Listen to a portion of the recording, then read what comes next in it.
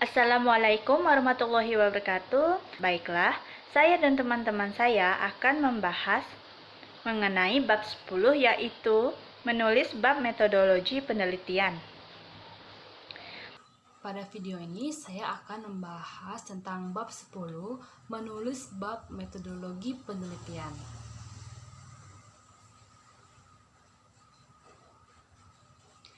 Dalam bab metodologi, penulis biasanya melaporkan apa yang dilakukan dalam penelitian, dan dalam bab ini biasanya muncul heading seperti setting atau tempat penelitian, participant atau responden penelitian, methods atau metode penelitian, data collection atau teknik pengumpulan data, data analysis atau analisis data, dan penyusunan data.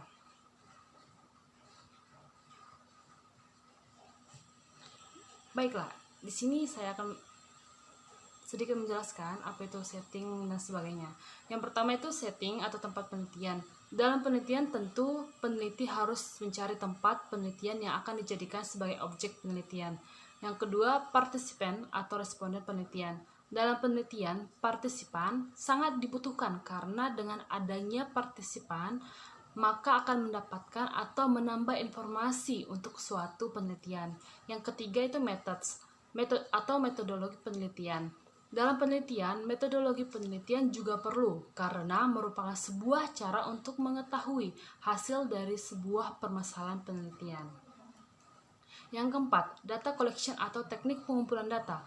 Dalam penelitian, pengumpulan data harus digunakan dengan adanya teknik pengumpulan data, maka informasi semakin banyak didapat dan membuat penelitian semakin akurat. Yang kelima, data analisis atau analisis data. Dalam penelitian, analisis data berfungsi untuk memeriksa, membersihkan, mengubah, dan membuat pemodelan data. Yang terakhir yaitu penyusunan data. Dalam penelitian, data yang sudah ada perlu dikumpulkan agar mudah untuk mengecek apakah semua data yang dibutuhkan sudah terekap semua atau belum. Baiklah teman-teman, sekian dari penjelasan saya. Bila ada kata yang salah, mohon dimaafkan. Selamat siang. Pada materi selanjutnya kita akan membahas tentang metodologi penelitian. Bab ini akan membahas penulisan bab metodologi tesis atau disertasi. Ada dua hal yang akan dibahas dalam bab ini, yakni fungsi bab metodologi penelitian serta bagian atau elemen-elemen yang biasanya dibahas dalam bab metode penelitian. Bab metodologi merupakan bagian sentral untuk mendemonstrasikan validitas penelitian yang dijustifikasi dengan sumber data sekunder mengenai penelitian yang dipakai dalam penelitian lain sebelumnya. Bagian metodologi penelitian mendeskripsikan secara rinci metodologi, materi, dan prosedur penelitian atau mendeskripsikan how the inquiry will be or was approached.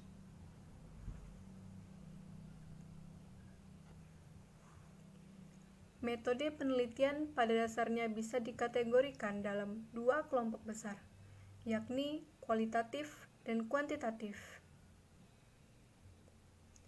Dalam bab metodologi, penulis biasanya diharuskan untuk membuat justifikasi mengenai apa yang dilakukannya atau metodologi serta prosedur penelitian yang dipakainya.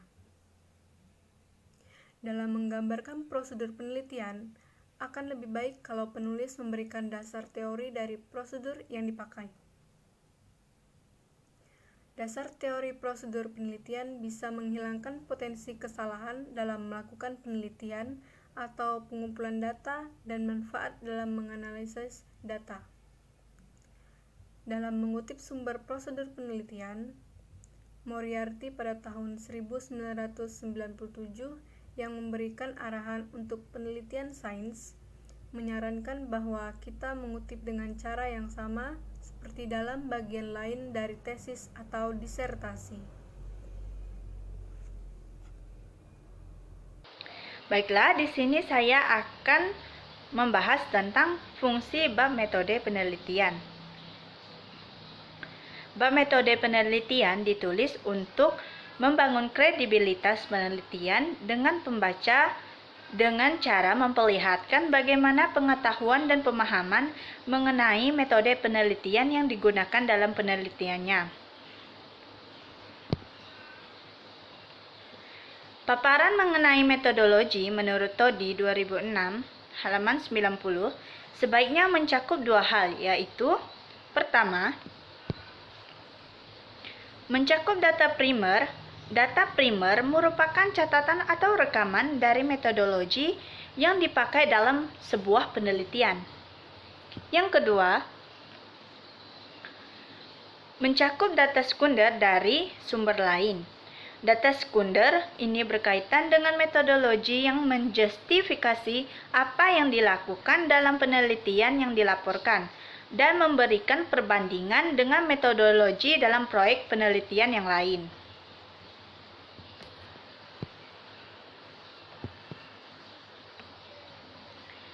Di dalam ilmu sosial, metodologi adalah bagian yang sangat penting, yang mempunyai beberapa karakteristik sebagai berikut. Pertama, memaparkan detail dan prosedur secara eksplisit atau tidak berbelit-belit. Yang kedua,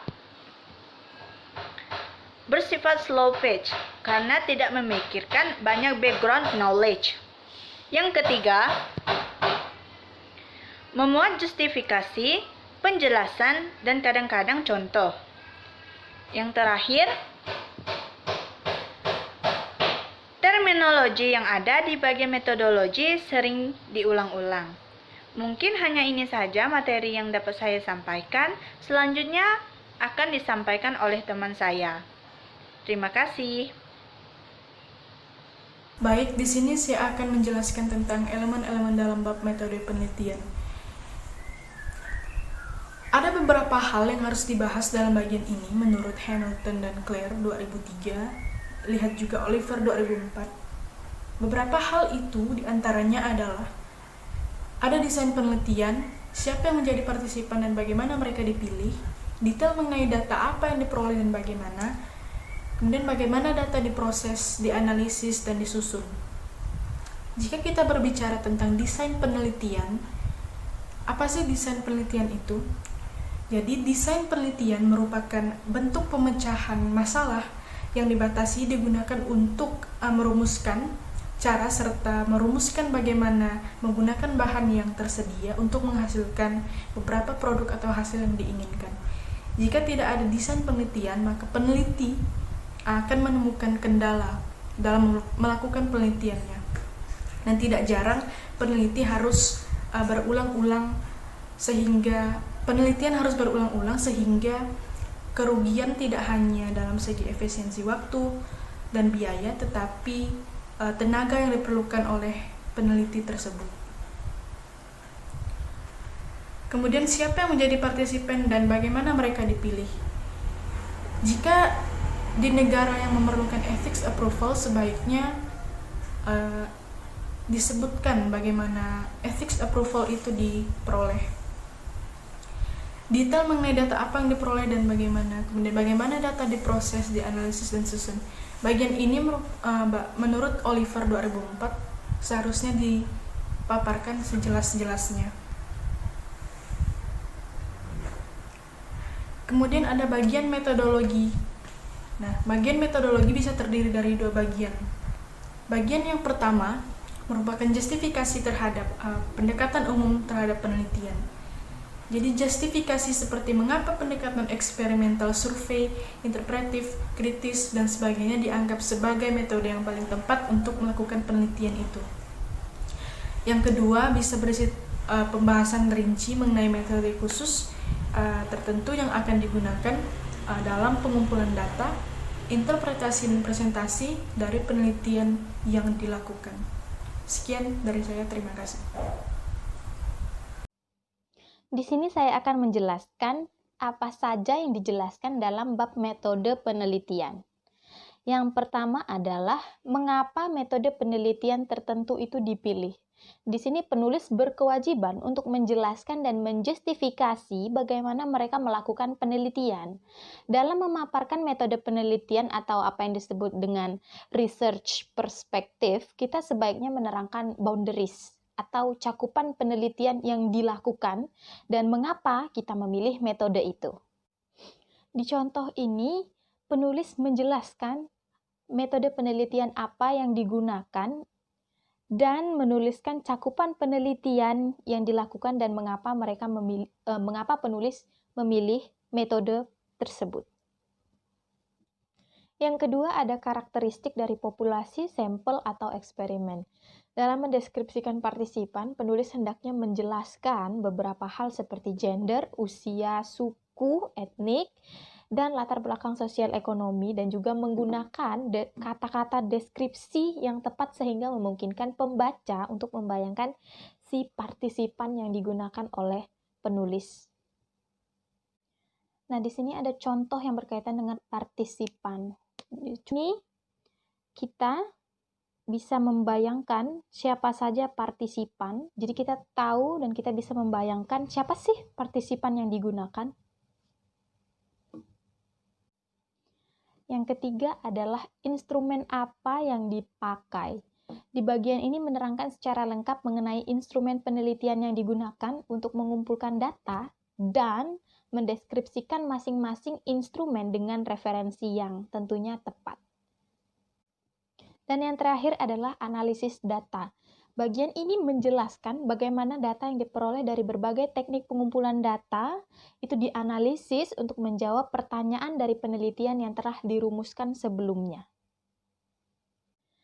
Dan di dalam bab mengenai metode penelitian, tidak lupa juga kita sebagai penulis harus memaparkan metode atau metode yang kita pakai untuk mengetes hipotesis. Metode apa sih yang kita gunakan untuk mengetes hipotesis atau menjawab pertanyaan, dan mengapa kita menggunakan metode itu.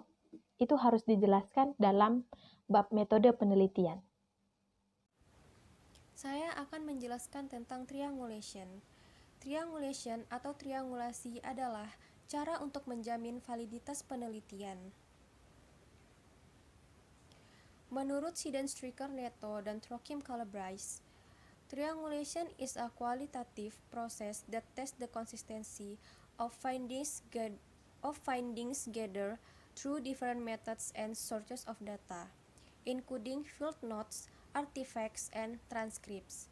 Jadi, apabila dalam suatu penelitian kita menggunakan lebih dari satu metode dan sumber data, itu adalah triangulasi. Nah, istilah triangulasi dipakai dalam penelitian ketika menggunakan lebih dari satu metode atau jenis data untuk menjawab pertanyaan penelitian atau menguji hipotesa. Metode atau sumber data yang berbeda-beda memiliki kelemahan dan kelebihan yang berbeda-beda, sehingga dapat saling melengkapi dan dapat meningkatkan validitas serta trustworthiness, khususnya dalam penelitian kualitatif.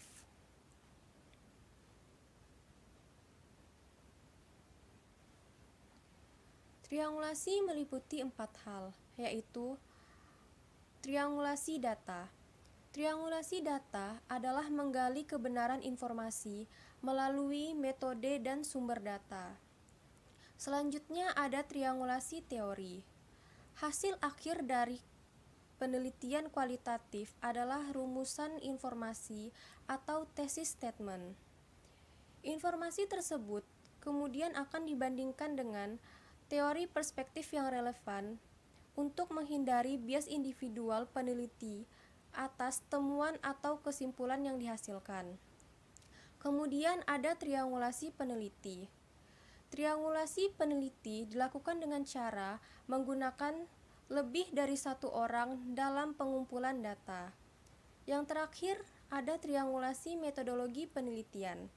Triangulasi metode penelitian dilakukan dengan cara membandingkan informasi atau data yang diperoleh dengan cara yang berbeda-beda. Sekian dari saya, terima kasih.